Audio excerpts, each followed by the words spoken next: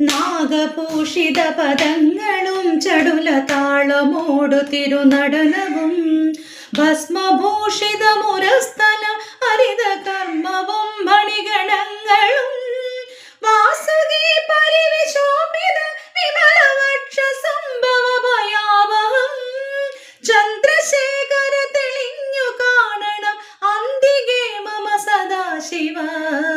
നീലകണ്ഠ തവ നീലകണ്ഠവും അതിൽ പുളഞ്ഞൊര ഹിമാലയം പൂവിശോഭയൊരു